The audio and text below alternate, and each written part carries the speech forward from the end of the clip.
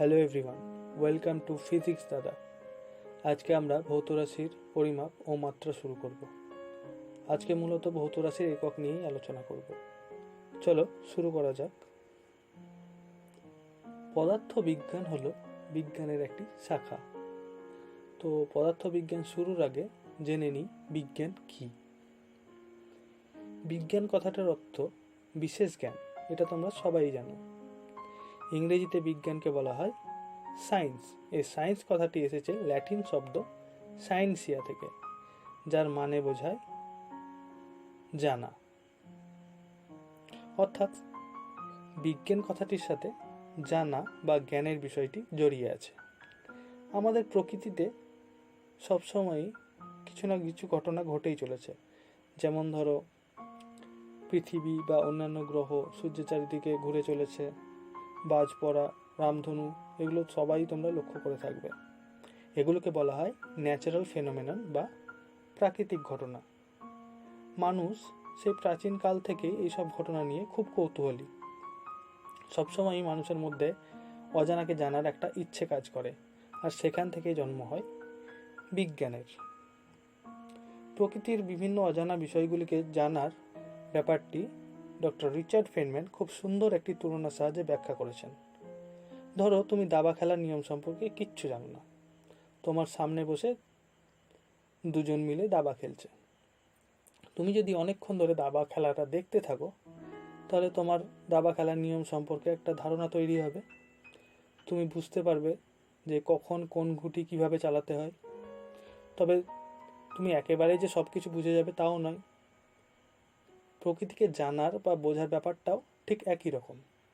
আমরা প্রকৃতিকে পর্যবেক্ষণ করি এবং তার উপর ভিত্তি করে বিভিন্ন রকম তত্ত্ব বা সূত্র আবিষ্কার করি। তবে এমন হতেই পারে যে সেই তত্ত্ব বা সূত্রগুলি কোনো ঘটনাকে ব্যাখ্যা করতে পারল না। সেক্ষেত্রে সেই সূত্রটি মডিফাই করার প্রয়োজন হতে পারে, অথবা অপ্রযোজ্য বলতে হতে পারে, অথবা একেবারে নতুন কোনো সূত্র আবিষ্কারের প্রয়োজন হতে পারে।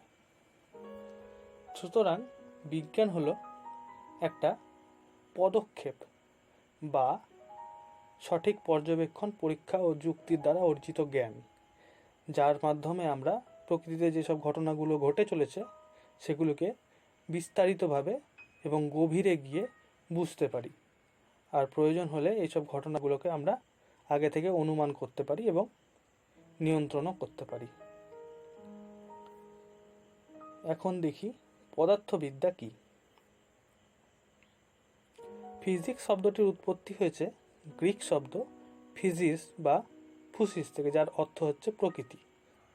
প্রকৃতি মূলত দুটো সত্তা দিয়ে তৈরি, পদার্থ ও শক্তি। পদার্থ কি? পদার্থ হচ্ছে যার ভর আছে, যা ইন্দ্রিয় দ্বারা অনুভব করা যায় এবং প্রকৃতিতে কিছুটা পরিমাণ স্থান দখল করে থাকে।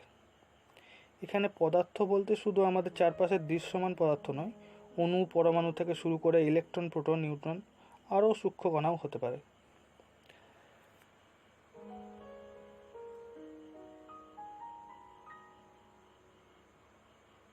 পদার্থকে উপাদান অনুসারে তিনটি ভাগে ভাগ করা যায়: মৌলিক পদার্থ, যৌগিক পদার্থ আর মিশ্র পদার্থ। মৌলিক পদার্থের উদাহরণ হচ্ছে অক্সিজেন, হাইড্রোজেন, নাইট্রোজেন। যৌগিক পদার্থ হলো জল, সোডিয়াম ক্লোরাইড বা খাদ্য লবণ যেটা বলি। আর মিশ্র পদার্থের উদাহরণ হলো বায়ু, দুধ। আর পদার্থের অবস্থা অনুসারে পদার্থকে তিন ভাগে ভাগ করা যায়: কঠিন, তরল আর গ্যাসীয়। কঠিন পদার্থের উদাহরণ হচ্ছে লোহা, তামা। তরল পদার্থের উদাহরণ হচ্ছে জল, দুধ। গ্যাসীয় পদার্থের অক্সিজেন, কার্বন ডাইঅক্সাইড। এগুলো তোমরা সবাই জানো। তো এখন দেখব শক্তি কি। দেখো, বস্তু নিজে নিজে কখনো কাজ করতে পারে না। বস্তুর কাজ করার জন্য আমাদের শক্তির যোগান দিতে হয়। অর্থাৎ যার দ্বারা বস্তু কাজ করার সামর্থ্য অর্জন করে তাকে শক্তি বলে। যেমন ধরো, একটি ফ্যান। ফ্যান একটি বস্তু, এটি নিজে নিজে চলতে পারে না যতক্ষণ না আমরা এটিকে বিদ্যুৎ শক্তির দিই। আমরা যখন সুইচ অন করি তখন বিদ্যুৎ শক্তি ফ্যানটিকে গতিদান করে। তাহলে বুঝতে পারলে শক্তি কি? প্রকৃতিতে শক্তির বিভিন্ন রকম রূপ আছে, যত 8 রকমের রূপ দেখা যায়। যান্ত্রিক শক্তি, তাপ শক্তি, আলোক শক্তি, শব্দ শক্তি, চৌম্বক শক্তি, তড়িৎ শক্তি, রাসায়নিক শক্তি আর পারমাণবিক শক্তি। তো এখন দেখি পদার্থবিজ্ঞান কি। তো পদার্থবিজ্ঞানের সংজ্ঞা যদি দেখি, বলছে বিজ্ঞানের যে শাখা পদার্থ ও শক্তি এবং তাদের মাঝে যে ইন্টারাকশন বা আন্তঃক্রিয়া তাকে বোঝার চেষ্টা করে, আর তা থেকে পদার্থ আর শক্তির বিভিন্ন রূপ আর ধর্ম আলোচনা করে, সেটাই হলো পদার্থবিজ্ঞান। এখন আসি আমাদের মূল আলোচ্য বিষয়, ভৌত রাশির পরিমাপ। দেখো, পরিমাপের বিষয়টি আমাদের দৈনন্দিন জীবনে জড়িত আছে। তো এমন কিছু কিছু ধর্ম আছে, যেমন ধরো আনন্দ, দুঃখ, দয়া, গন্ধ, স্বাদ, এগুলোকে শুধুমাত্র ইন্দ্রিয়ের সাহায্যে অনুভব করা যায়, পরিমাপ করা যায় না। তোমাকে যদি বলা হয় তুমি আজকে কতটা খুশি বা তুমি কতটা আনন্দ পেয়েছো, তুমি কি বলতে পারবে মেজার করে যে এটা তুমি কতটা খুশি? বা যেমন ধরো স্বাদ যদি বলি, ধরো তোমার মা চা বানিয়েছে, তুমি চা খেয়ে বললে প্রচুর মিষ্টি হয়েছে চাটা, কিন্তু কতটা মিষ্টি তুমি কি বোঝাতে পারবে? হ্যাঁ, তোমার কথা শুনে বোঝা যাচ্ছে যে হ্যাঁ মিষ্টির পরিমাণ অনেক, কিন্তু ঠিক এক্স্যাক্টলি কতটা সেটা তুমি বোঝাতে পারবে না। তো এগুলো হলো গুণগত পর্যবেক্ষণ। আবার কিছু ধর্ম আছে, যেমন ধরো ভর, দৈর্ঘ্য, ঘনত্ব, এই ধর্মগুলোকে পর্যবেক্ষণের সাথে সাথে পরিমাপও করা যায়। এগুলোকে বলা হয় ভৌত রাশি বা প্রাকৃতিক রাশি।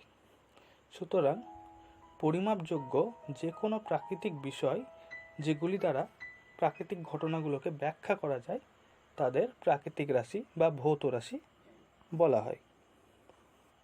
দেখো, কোনো ভৌত রাশির পরিমাপ প্রকাশ করার জন্য আমাদের একটা সংখ্যা আর এককের প্রয়োজন হয়। যেমন ধরো তুমি বললে একটি দণ্ডের দৈর্ঘ্য 6 মিটার। এখানে 6 একটি সংখ্যা, আর পাশে যে মিটার কথাটা লেখা আছে এটাকে বলা হয় একক। এটা কি বোঝাচ্ছে? এটা বোঝাচ্ছে ধরো 1 মিটারের একটা নির্দিষ্ট দৈর্ঘ্য আছে, যার 6 গুণ হচ্ছে ওই দণ্ডটার দৈর্ঘ্য।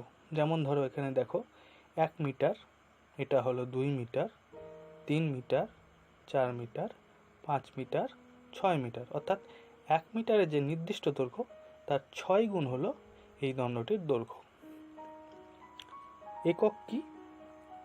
একক হচ্ছে ভৌত রাশির সঠিক পরিমাপের সময় সমজাতীয় রাশির একটি সুবিধাজনক আর নির্দিষ্ট পরিমাণকে প্রমাণ হিসাবে ধরে নিয়ে রাশিটির পরিমাণ ও এই প্রমাণ মানের কত গুণ তা দেখা হয়। এই প্রমাণ মানটি হচ্ছে একক। এখানে যেমন দেখো 1 মিটারকে আমরা প্রমাণ মান হিসাবে ধরে নিয়েছিলাম, তারপর দেখলাম যে দণ্ডটার দৈর্ঘ্য হচ্ছে এই প্রমাণ মানের 6 গুণ, অর্থাৎ দণ্ডের দৈর্ঘ্য হলো 6 মিটার। সুতরাং মিটার হলো এখানে দৈর্ঘ্যের একক। এখন দেখো এই এককের কিছু বৈশিষ্ট্য থাকা প্রয়োজন, যেমন এটির একটি সুস্পষ্ট সংজ্ঞা থাকবে, এটির পরিমাণ সুবিধাজনক ও সর্বজন গ্রাহ্য হতে হবে, স্থান ও কালের পরিবর্তনে এটিকে অপরিবর্তিত থাকতে হবে, ভৌত অবস্থার পরিবর্তনে এটি অপরিবর্তিত থাকবে। চলো এখন একটু এগুলো বোঝার চেষ্টা করি। এটির একটি সুস্পষ্ট সংজ্ঞা থাকতে হবে। যেমন আগে বললাম মিটার, এই মিটারের একটা নির্দিষ্ট সংজ্ঞা আছে। এটির পরিমাণ সুবিধাজনক ও সর্বজন গ্রাহ্য হতে হবে, অর্থাৎ এটির যে পরিমাণ, যেমন ধরো 1 মিটার, এটা সবার পক্ষে সুবিধাজনক আর সবাই যেন বুঝতে পারে। স্থান ও কালের পরিবর্তনে এটিকে অপরিবর্তিত থাকতে হবে, অর্থাৎ তুমি যে জায়গায় বসবাস করো সেখানে একরকম আর অন্য জায়গায় তার মান অন্য রকম, এরকম হবে না, সব জায়গাতেই সেটি একই থাকবে। ভৌত অবস্থার পরিবর্তনে এটি অপরিবর্তিত থাকবে, অর্থাৎ যে কোনো ভৌত অবস্থাতেই 1 মিটার পরিমাণ নির্দিষ্ট থাকবে। এখন দেখব এককের প্রয়োজনীয়তা। একক ছাড়া পরিমাপ অর্থহীন। যেমন ধরো আইফেল টাওয়ার যদি বলি অনেক উঁচু, তাহলে তোমার আইফেল টাওয়ারের উচ্চতা সম্পর্কে কোনো ধারণা হবে না।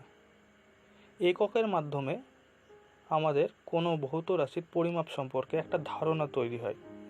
অর্থাৎ যদি আমি বলতাম যে আইফেল টাওয়ারের উচ্চতা হচ্ছে 324 মিটার, তাহলে তুমি বুঝে যেতে যে হ্যাঁ 1 মিটারের একটা নির্দিষ্ট দৈর্ঘ্য আছে, যা 324 গুণ হচ্ছে আইফেল টাওয়ারের উচ্চতা। তাহলে বুঝতে পারলে যে ভৌত রাশির পরিমাপ সম্পর্কে যথাযথ ধারণা তৈরি হয় এই এককের মাধ্যমে। এটাই হচ্ছে এককের প্রয়োজনীয়তা। এখন দেখব এককের প্রকারভেদ। দেখো আমাদের প্রকৃতিতে কত রকমের রাশি আছে তার ঠিক নেই, তাহলে এদের এককও কি এতগুলোই আছে? অবশ্যই না। দেখা গেছে ভৌত রাশির সংখ্যা অসংখ্য হলেও শুধুমাত্র 3টি রাশির একক থেকেই বাকি রাশিগুলোর একক পাওয়া যায়। এগুলো হচ্ছে দৈর্ঘ্য, ভর আর সময়। এদের যে একক, এই এককগুলোকে বলা হয় প্রাথমিক একক বা মূল একক। আর এই সব একক থেকে যতগুলো একক তৈরি হয় সেগুলোকে বলা হয় লব্ধ একক। সুতরাং যে সমস্ত ভৌত রাশির একক পরস্পরের ওপর এবং অন্য কোনো ভৌত রাশির এককের ওপর নির্ভর করে না, এবং যাদের এককের সাহায্যে অন্যান্য সমস্ত ভৌত রাশির একক নির্ণয় করা যায়, সেই সমস্ত রাশিকে প্রাথমিক বা মূল রাশি এবং তাদের একককে প্রাথমিক বা মূল একক বলা হয়। যেমন আগেই বললাম, দৈর্ঘ্য, ভর ও সময়ের একক এরা পরস্পরের ওপর বা অন্য কোনো এককের ওপর নির্ভরশীল নয়, তাই এগুলো হলো মূল একক বা প্রাথমিক একক। আবার যেমন ধরো দ্রুতি পরিমাপের ক্ষেত্রে, দ্রুতি কি? একক সময় অতিক্রান্ত দূরত্ব। এখানে আমার দ্রুতি পরিমাপের জন্য দূরত্ব আর সময় এই দুটি রাশির প্রয়োজন হয়। এই ধরনের রাশিকে বলা হয় লব্ধ একক, অর্থাৎ যে সমস্ত ভৌত রাশির এককগুলি এক বা একাধিক মূল এককের সাহায্যে গঠন করা হয়, সেই সমস্ত ভৌত রাশিকে লব্ধ রাশি এবং তাদের একককে লব্ধ একক বলা হয়। আর এক ধরনের একক আছে, সেটাকে বলা হয় সম্পূরক একক। কোণ আর ঘনকোণের একক হচ্ছে রেডিয়ান আর স্টেরেডিয়ান। এদেরকে সম্পূরক একক বলা হতো, যদিও 1995 খ্রিস্টাব্দে এদেরকে লব্ধ রাশির অন্তর্ভুক্ত করা হয়। ঠিক আছে, এখন দেখব একক পদ্ধতি। সাধারণত 3টি একক পদ্ধতি প্রচলিত আছে: সিজিএস সিস্টেম, এফপিএস সিস্টেম আর এমকেএস সিস্টেম। সিজিএস সিস্টেমে দৈর্ঘ্য, ভর আর সময়ের একক যথাক্রমে সেন্টিমিটার, গ্রাম আর সেকেন্ড। এই সেন্টিমিটারের জন্য সি, গ্রামের জন্য জি আর সেকেন্ডের জন্য এস। একইভাবে এফপিএস সিস্টেমে দৈর্ঘ্যের একক হচ্ছে ফুট, ভরের একক হচ্ছে পাউন্ড আর সময়ের একক হচ্ছে সেকেন্ড। এমকেএস সিস্টেমে দৈর্ঘ্যের একক মিটার, ভরের একক কিলোগ্রাম আর সময়ের একক সেকেন্ড। দেখো, এত ধরনের একক পদ্ধতি যদি প্রচলিত থাকে তা কিন্তু খুব জটিল আর অসুবিধাজনক। আবার পরিমাপের জন্য প্রতিটি একক পদ্ধতিতে আলাদা যন্ত্র তৈরি করতে হবে। এই ধরনের জটিলতা দূর করার জন্য the international bureau of weights and measures একটি মাত্র একক পদ্ধতিকে আন্তর্জাতিকভাবে স্বীকৃতি দিয়েছে, আর সেটা হলো এসআই পদ্ধতি। এই পদ্ধতিতে দৈর্ঘ্য, ভর আর সময়ের একককে এমকেএস পদ্ধতিতে যে এককগুলি ব্যবহার করা হতো সেগুলি রাখা হয়েছে। যেমন দৈর্ঘ্যের একক মিটার, ভরের একক কিলোগ্রাম, আর সময়ের একক হচ্ছে সেকেন্ড।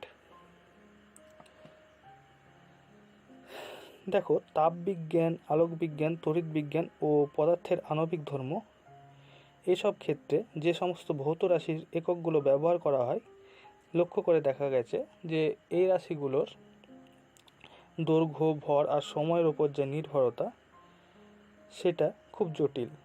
তাই এই রাশিগুলোকে এসআই পদ্ধতিতে মূল এককের অর্থাৎ প্রাথমিক রাশির অন্তর্ভুক্ত করা হয়েছে। সেগুলি কি কি? দেখো, দৈর্ঘ্য, ভর আর সময় তো আগেই ছিল। পরে তড়িৎ প্রবাহ মাত্রা, তাপমাত্রা, পদার্থের পরিমাণ, দীপন প্রাবল্য এগুলোকেও মূল এককের মূল রাশির অন্তর্ভুক্ত করা হয়েছে। এদের একক কি? দৈর্ঘ্যের একক মিটার, ভরের একক কিলোগ্রাম, সময়ের একক সেকেন্ড, এটা তোমরা জানো। তড়িৎ প্রবাহ মাত্রার একক হচ্ছে অ্যাম্পিয়ার, তাপমাত্রার একক হচ্ছে কেলভিন, পদার্থের পরিমাণের একক হচ্ছে মোল, আর দীপন প্রাবল্যের একক হচ্ছে ক্যান্ডেলা। এই লিস্টটা তোমরা দেখবে। এখন দেখব উপসর্গ বা গুণিতক। দেখো, বিজ্ঞানীরা এমন অনেক রাশি ব্যবহার করে থাকে যাদের মান খুব ছোট বা বড় হয়। যেমন ধরো, শূন্য মাধ্যমে আলোর বেগ। শূন্য মাধ্যমে আলোর বেগ প্রায় 30 কোটি মিটার পার সেকেন্ড। আবার যদি ধরো, নিউক্লিয়াসের ব্যাসার্ধ হচ্ছে 0.14 দিয়ে 1। তো এই ধরনের এত বড় মান, এগুলো পড়া, লেখা বা মনে রাখার পক্ষে খুবই অসুবিধাজনক। তো এই ধরনের সমস্যাগুলো সমাধানের জন্য আমরা কি করি? 10 সংখ্যার ঘাত হিসাবে আমরা এগুলোকে লিখি। যেমন ধরো, আলোর বেগ যদি 30 কোটি মিটার পার সেকেন্ড এরকমভাবে না লিখে আমরা যদি লিখি 3 × 10⁸ মিটার পার সেকেন্ড, তাহলে এটা অবশ্যই পড়া, লেখা বা মনে রাখার জন্য খুবই সুবিধাজনক। বা নিউক্লিয়াসের ব্যাসার্ধ যদি বলি 10⁻⁻15 মিটার, তাহলে কত সুবিধাজনক এটা। তো এই 10-এর যে ঘাতগুলো, সেগুলোর নাম এখানে লিস্টে দেওয়া আছে। দেখো, 10⁻1 মানে হচ্ছে ডেকা, এর সংকেত হলো DA। হেক্টো মানে 10 স্কোয়ার, এর সংকেত স্মল h। কিলো মানে 10 কিউব, এর সংকেত হচ্ছে স্মল k। মেগা মানে 10⁶, এর সংকেত ক্যাপিটাল M। গিগা মানে 10⁹, এর সংকেত হচ্ছে ক্যাপিটাল G। টেরা এর মানে হচ্ছে 10⁻12, এর সংকেত হচ্ছে ক্যাপিটাল T। পিটা মানে 10⁻15, এর সংকেত হচ্ছে ক্যাপিটাল P। এক্সা মানে 10⁻18, এর সংকেত হচ্ছে ক্যাপিটাল E। আবার দেখো, ডেসি মানে 10⁻1, এর সংকেত হচ্ছে স্মল d। সেন্টি 10⁻2, সংকেত হচ্ছে স্মল c। মিলি 10⁻3, সংকেত হচ্ছে স্মল m। মাইক্রো 10⁻6, সংকেত হচ্ছে মিউ। ন্যানো মানে 10⁻9, সংকেত হচ্ছে স্মল n। পিকো 10⁻12, সংকেত হচ্ছে পি। ফেমটো মানে 10⁻15, সংকেত হচ্ছে স্মল এফ। আর অ্যাটো এর মানে হচ্ছে 10⁻18, এর সংকেত হচ্ছে স্মল এ। এগুলো তোমরা দেখে নেবে। এবার দেখো, একক লেখার বৈশিষ্ট্য, মানে প্রতিটি একককে আমরা সংক্ষেপে লেখার জন্য কিছু প্রতীক ব্যবহার করি, আর সেগুলোকে লেখার জন্য আন্তর্জাতিকভাবে স্বীকৃত কিছু নিয়ম আছে। তো সেগুলো দেখে নিই। দেখো, কোনো ভৌত রাশির মান প্রকাশ করার জন্য একটি সংখ্যা লিখে তারপর একটি ফাঁকা জায়গা রেখে এককটি লিখতে হয়। যেমন ধরো, 60 কেজি বা 75 সেন্টিমিটার যদি লিখি, সেক্ষেত্রে দেখো 60 আর কেজির মাঝে একটা স্পেস দিতে হয়। বা 75 সেন্টিমিটারে দেখো 75 আর সেন্টিমিটারের মাঝে একটা স্পেস দিতে হয়। তবে ডিগ্রি, মিনিট বা সেকেন্ড এই ধরনের যদি একক লিখতে হয়, সেক্ষেত্রে কিন্তু কোনো স্পেস বা ফাঁকা জায়গা দিতে হয় না। এককের সংকেত লেখা হয় সোজা অক্ষরে। যেমন ধরো, মিটারের জন্য M, সেকেন্ডের জন্য এস, এরকমভাবে লিখি। দেখো এগুলো আমরা যখন হাতে লিখি তখন হয়তো এতটা আমরা মেনে চলতে পারি না, এগুলো মূলত টাইপের জন্যই ইউজ করা হয়। আর রাশির সংকেত লেখা হয় ইটালিক বা বাঁকা অক্ষরে, যেমন ধরো ভরের জন্য লিখবো আমরা এরকমভাবে, বেগের জন্য ভি লিখবো এরকমভাবে। প্রতীকের মাঝে বা পরে ডট চিহ্ন দেওয়া যাবে না, যেমন ধরো আমরা সেন্টিমিটার অনেক সময় দেখো সি ডট এম ডট এরকমভাবে লিখি বা সি এম ডট এরকমভাবে লিখি, এগুলো ঠিক নয়। সেন্টিমিটারের প্রতীক কী হবে? C M. তবে বাক্যের শেষে যদি থাকে তাহলে ফুল স্টপ হিসেবে ডট চিহ্ন দেওয়া যেতে পারে। যেমন ধরো তুমি বললে the length of the rod is 15 centimetre, তখন লাস্টে ডট দিতে পারো, যেহেতু সেন্টিমিটার বাক্যের শেষে আছে তাহলে ফুল স্টপ হিসেবে ডট দিতে পারো। আবার কিছু দেখো নন এসআই একক আছে, যেমন ধরো ইঞ্চি, এটাকে যদি সংক্ষেপে লিখি প্রতীক হিসাবে কী লিখবো? IN ডট, এক্ষেত্রে কিন্তু ডট দেওয়া যেতেই পারে।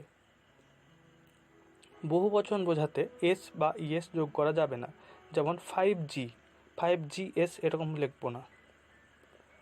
তবে পুরো বানান করে লিখলে বহু বচন হিসেবে এস বা ইএস লেখা যেতে পারে, যেমন 50 মিটার্স পার সেকেন্ড। কিন্তু এক বচনের জন্য বা ভগ্নাংশ যদি থাকে সেক্ষেত্রে আমরা কি লিখব? 0.5 মিটার পার সেকেন্ড বা 1 মিটার পার সেকেন্ড। আবার দেখো আমরা কিছু ভুল ব্যবহার করি, যেমন ধরো 30 মিটার্স পার এস বা 10 m পার সেকেন্ড, মানে একটা সংক্ষেপে আর একটা পুরো বানান করে লিখি, এগুলো কিন্তু ভুল ব্যবহার। বিজ্ঞানীদের নাম অনুসারে পাওয়া এককগুলির প্রতীকে প্রথম অক্ষরটি হবে বড় হরফ, তবে বানান করে লিখলে সব ছোট হরফ হবে। যেমন ধরো নিউটনের জন্য ক্যাপিটাল N, অ্যাম্পিয়ারের জন্য ক্যাপিটাল A, কেলভিনের জন্য ক্যাপিটাল K। আবার পাস্কালের জন্য দেখো ফার্স্ট লেটারটা হয়েছে ক্যাপিটাল P আর পরেরগুলো স্মল। কিন্তু আমরা যদি নিউটনকে বানান করে লিখি তাহলে লিখব স্মল NEWTON। অ্যাম্পিয়ারকে এরকমভাবে লিখব, কেলভিনকেও এরকমভাবে লিখব, পাস্কালকেও এরকমভাবে লিখব। যে কোনো বীজগাণিতিক রাশির মতোই প্রতীকগুলি নিয়েও গুণফল বা ভাগফল নির্ণয় করা যায়। যেমন ধরো 10 মিটার পার সেকেন্ডকে 2 সেকেন্ড দিয়ে গুণ করলে আমরা পাবো 20 মিটার, বা 10 মিটারকে 5 সেকেন্ড দিয়ে ভাগ করলে পাবো 2 মিটার পার সেকেন্ড। দুটি এককের প্রতীকের গুণ বোঝাতে দুটির মাঝে একটি স্পেস বা ডট ব্যবহৃত হবে। যেমন ধরো নিউটন মিটার বোঝানোর জন্য নিউটন ক্যাপিটাল N স্পেস দিয়ে M বা N.M এরকমভাবে লেখা যায়। একাধিক এককের প্রতীক দিয়ে ভাগ বোঝাতে তির্যক রেখা ব্যবহৃত হতে পারে। যেমন ধরো J/m².s বা J.m⁻².s⁻1 বা J/m².s এরকম লেখা যায়। তবে J/m²/s বা J/m².s এগুলো ঠিক নয়। তাপমাত্রার কেলভিন এককটা লেখার সময় অনেকে দেখবে ডিগ্রি চিহ্ন ব্যবহার করে, এটা কিন্তু ঠিক নয়। যেমন 273 K এরকমভাবে লিখব, 273 ডিগ্রি কে নয়। তবে ফারেনহাইট বা ডিগ্রি সেলসিয়াস যখন লিখব তখন সেক্ষেত্রে ডিগ্রি চিহ্নটা ব্যবহার করা হয়।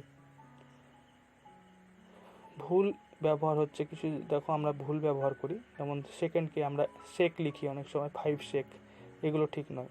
বা স্কোয়ার মিলিমিটারকে আমরা লিখি SQ.mm, এগুলো ঠিক নয়। তারপরে কিউবিক সেন্টিমিটারকে লিখি CC, এগুলো ঠিক নয়। এগুলো কীভাবে লিখব? সেকেন্ডকে লিখব S, স্কোয়ার মিলিমিটারকে লিখব mm স্কোয়ার বা বানান করে লিখব স্কোয়ার মিলিমিটার। সেন্টিমিটার কিউবিক সেন্টিমিটারকে কী লিখব? CM কিউব বা কিউবিক সেন্টিমিটার বানান করে লিখব।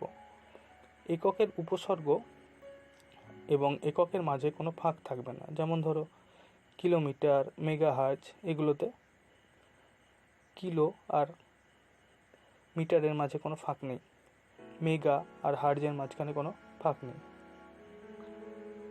তো এগুলোই ছিল আজকে আলোচনা, এই পর্যন্তই থাক। তোমাদের ভিডিওটা কেমন লাগলো কমেন্ট বক্সে জানাবে। Thank you so much.